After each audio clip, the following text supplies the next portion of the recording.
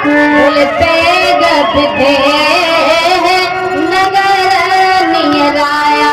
बोले राम जी नहीं गए तो बोले तो जनकपुरी ही राम जी का स्वागत करने के लिए आया हूँ, क्योंकि उन्होंने सोचा कि हमारे राम जी बड़े कोमल हैं और यहाँ तक आए मैं ही चला चलूं।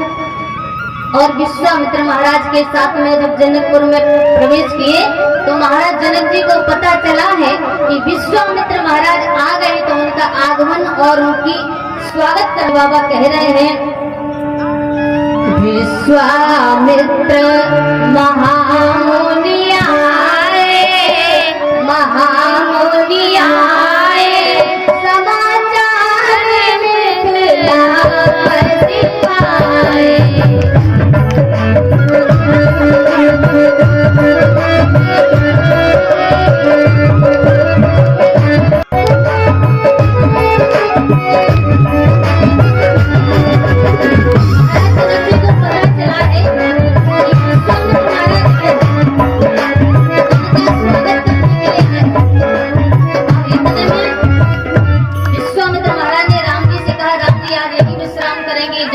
सीमा में और जनक महाराज आए स्वागत करने के लिए। इधर राम और लक्ष्मण को दोनों को गुरुजी ने भेज दिया बगीचा देखने के लिए बहाने।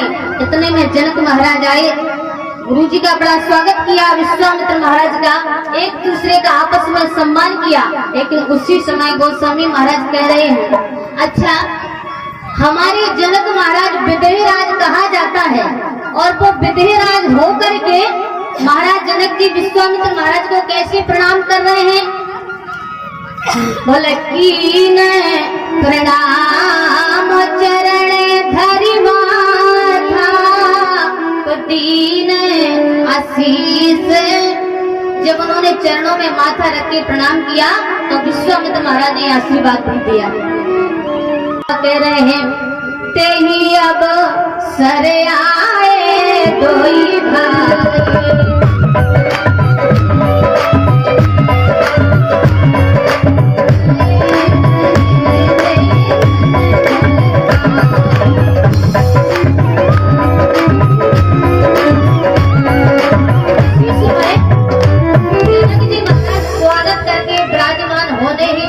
बैठने ही वाले थे, उतने में दोनों भैया आ गए। और जब दोनों भाइयों को देखा, जनक महाराज जिनको विदेहराज कहा जाता है, लेकिन जैसे ही उन्होंने राम जी को देखा, गोस्वामी बाबा लिख रहे हैं, बोले भय मगन देखत मुख शोभा, जनु चकोर पूरन ससिलोभा। इतने विदेहराज जनक जी जिनकी देही पर दृष्टि नहीं जाती, आज जिन्होंने राम जी को देखा तो जनक जी महाराज तो उनकी मति भोरी हो गई।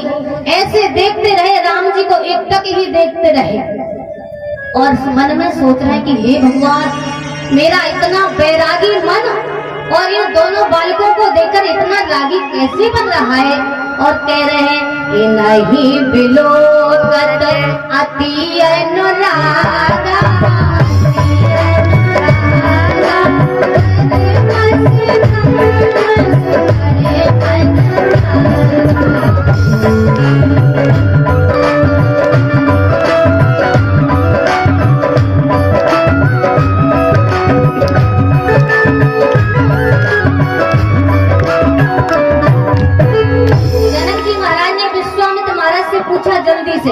बोले बाबा ये बताइए दोनों कौन है?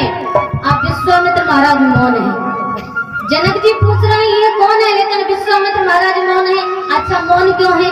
भगवान बोले देखो विश्वामित्र महामुनि ज्ञानी और जनक जी भी महाज्ञानी है। अब जहाँ मिल जाए तो ज्ञानी, वहाँ भगवान की बड़ी परेशानी।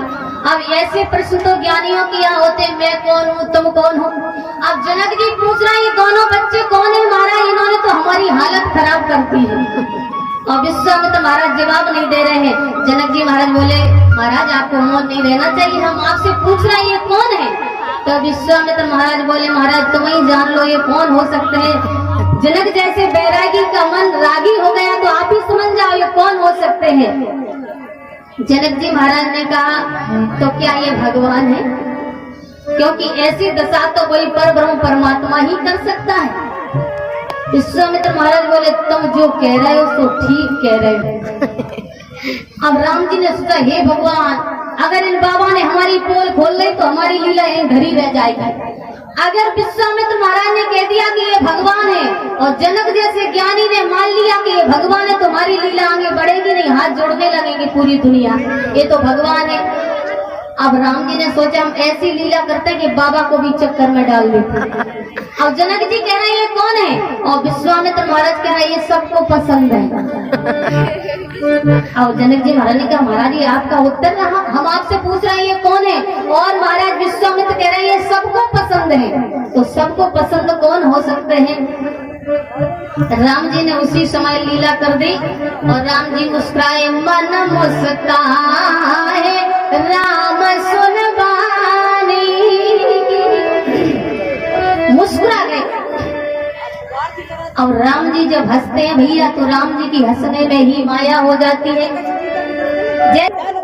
अभी विश्वामित्र महाराज कह रहे थे कि ये भगवान है जनक जी से, लेकिन आज वही विश्वामित्र महाराज कह रहे हैं कि महाराज जनक जी ये भगवान नहीं है। तो कह रहे हैं रघुकुल मणि दशरथ के जाए, दशरथ के जाए मम हित लागे नरेश कुमार।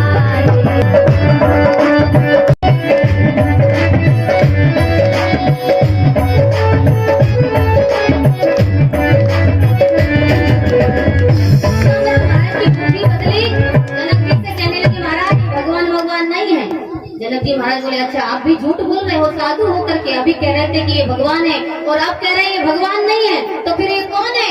बोले दोनों महाराज चक्रवर्ती सम्राट महाराज दशरथ के दोनों बेटा हैं। जनक जी महाराज बोले अच्छा राजा के लड़कों को लिया ऐसे भवन में ठहराया मानो उस भवन में एसी लगी थी। एसी, अब किसी ने बाबा से पूछा बाबा उस समय एसी चलती थी क्या? उस समय बाबा बोले हमें ये तो पता नहीं है, लेकिन हमें तो ऐसा महसूस होता है। कैसा? बोले सुंदर सदन सुखद सब काला, वो तहाँ बास ले दीन भुआला। अगर उसमें गर्मियों में रुको उस महल में ठंडक आती थी, और सर्दियों में रुको तो और तुम्हारे भवन में भगवान ठहर जाए। तो भैया जीवन का कल्याण तो तभी है कि हमारे भवन में भक्ति ठहर जाए और भक्ति के भवन में भगवान ठहर जाए। आज वही कर दिया है जनक महाराज ने और ठहर गए हैं। अब जैसे राम जी जनकपुर में पहुंचे और जनकपुर में उस समय रुके उस महल में, तो राम जी ने सोचा कि जनकपुर कितना सुंदर है। अच्छा भैया किसी गांव का पता लगाना हो तो गांव के लोगों से पता चल जाता है कि ये गांव कैसा हो सकता है, उनकी रहन सहन से, उनकी वातावरण से।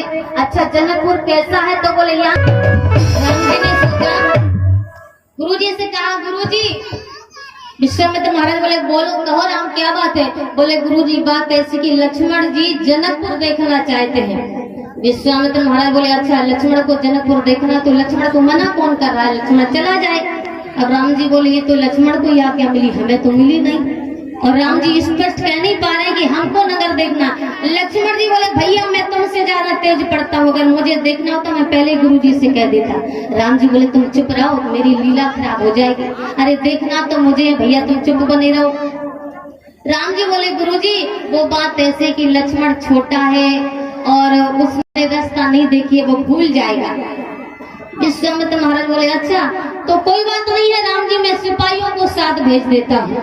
राम जी बोले तो और गड़बड़ हो गई, अब सिपाहियों को भेजेंगे तो हमें तो जाने की अनुमति मिलेगी नहीं। राम जी बोले गुरुजी वो बात ऐसी है कि लक्ष्मण छोटा है, सिपाहियों से बोलेगा नहीं, शर्म आएगा।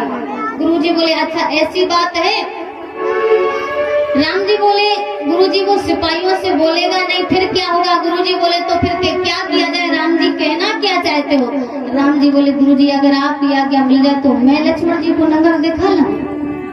विश्वामित्र महाराज बोले क्या राम जी तुमने नगर को पहले से देखा है क्या? राम जी बोले देखा नहीं। तो बोले देखा नहीं तो क्या दिखाओगे?